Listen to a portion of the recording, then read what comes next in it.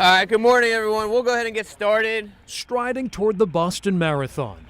It's very intense. A lofty goal indeed. That amounts to hundreds of miles, countless sore muscles, and endless hills on quiet mornings.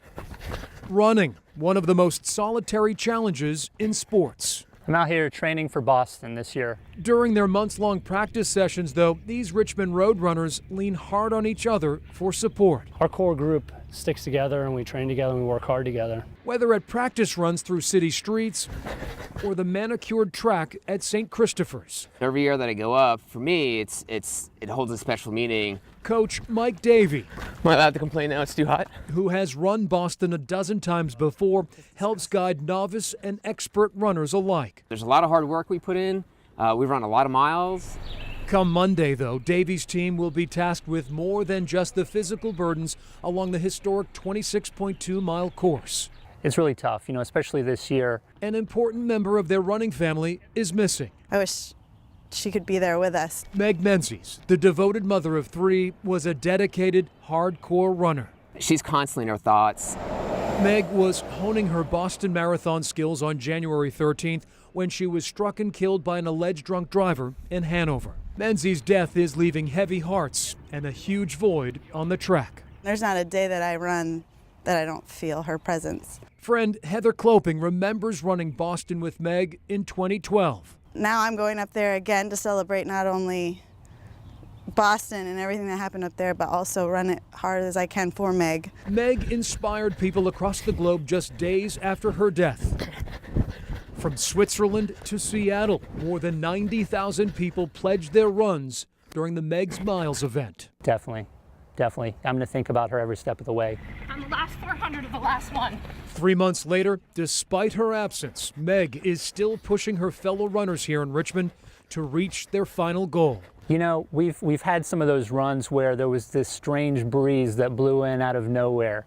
And we said, I think Meg is there just helping us finish that last mile. Meg was the strongest runner. Many Richmond road runners are dedicating their marathon miles to Meg. Her drive rubbed off on you. All of their training will pay off come Monday in downtown Boston, when these runners cross the finish line along with the spirit of their friend. I really feel like she's here with us more than any other place, and I know I'll feel that same way in Boston. All right, guys, have a great run.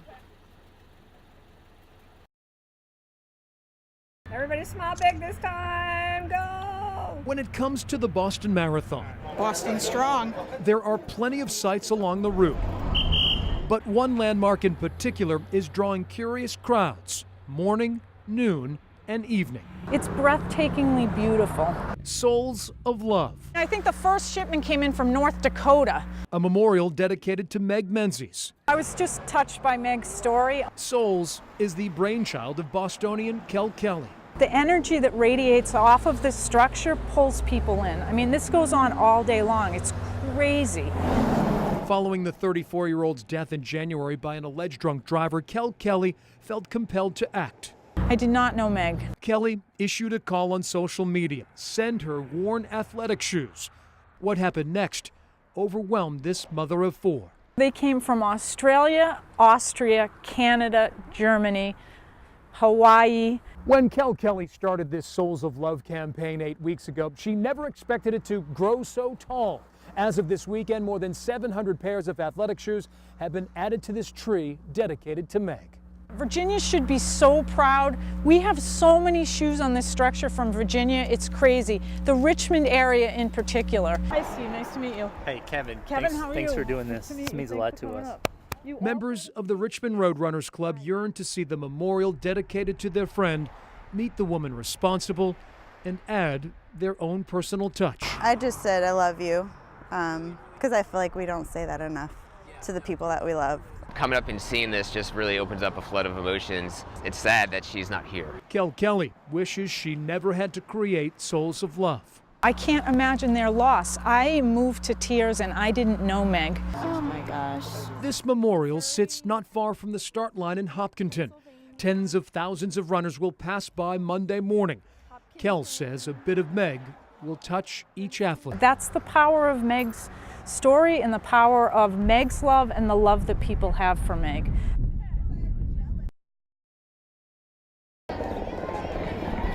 It meant everything to her, it means a lot to me. It's the most grueling race Scott Menzies has ever laced up for. Tomorrow for me is going to be one of the most important days, probably of my life. So I want to run it for her. The husband of Meg Menzies never intended to run the Boston Marathon. I miss her every day. But Scott is striving to complete what his late wife started so long ago. I just want to feel, I want to see what she would see. I just want to feel her. The 34-year-old died when she was hit by an alleged drunk driver January 13th. The mother of 3 was training for Boston at the time with Scott at her side. My family will go through life the way we have to now. But I wish my children didn't have to. Immediately after the crash, Scott vowed to hang up his running shoes. He couldn't bear the thought of hitting the road without his life partner and running buddy. Because I believed it would be too painful for me. And at times it is. But I feel so close to Meg when I run. Scott soon changed course, and the organizers of the marathon are allowing him to run Boston wearing Meg's bib number. Scott Menzies says the 2014 Boston Marathon will be the longest, most difficult race of his life. Yet he will savor every step, every cheer, and every long mile. Tomorrow's going to be emotionally tough, but it's going to be a high for me, and I'm looking forward to it. And there's going to be a lot of crying, a lot of tears, and I expect that. I don't know quite what to expect emotionally, but I'm looking forward to it, and I don't want it to end.